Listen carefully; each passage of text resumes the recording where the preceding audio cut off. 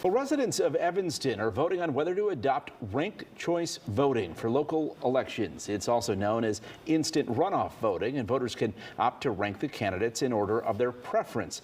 Evanston could become the first city in Illinois to actually implement the system. Elisa Kaplan is the executive director of Reform for Illinois and joins us now to explain a bit more. Elisa, thanks for being with us.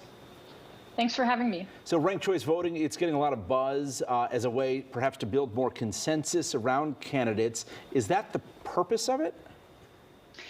It has a lot of different purposes. For one thing, as you said, because candidates have to appeal to a broader swath of voters, they're more likely to have that skill of building consensus or bringing people together.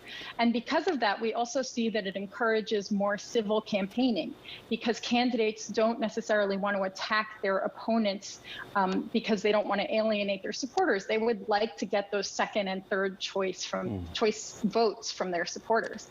And finally, it eliminates our really low turnout municipal primaries. Primaries are famous for having their low turnout, and what that means is you get a tiny slice of the electorate making big decisions for everyone else. So there's a lot of benefits to this system of voting. Now, the city of Chicago's mayoral election, it's nonpartisan, and there's an automatic runoff if one candidate doesn't get more than 50% of the vote.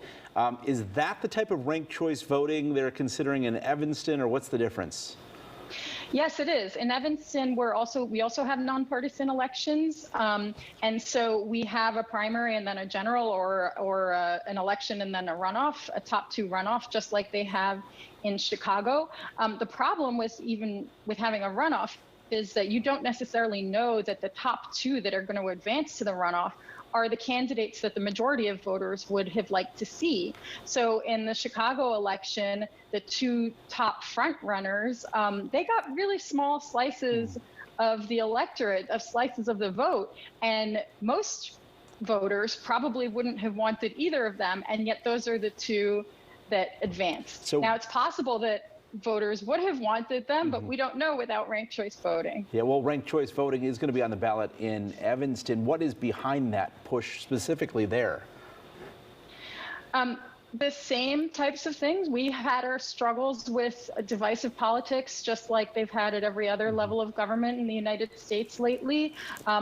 We like to pride ourselves on being civic-minded, but we also have very low turnout municipal primaries. Yeah. And so we're hoping that we'll be able to get some of these benefits that other cities and states have seen. We just have a few seconds left. What's the downside? What's the criticism of this type of election?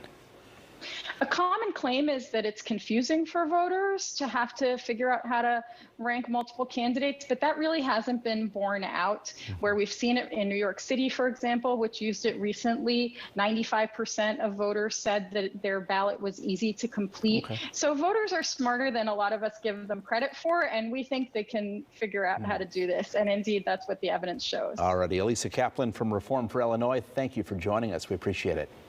Thank you so much. Lourdes?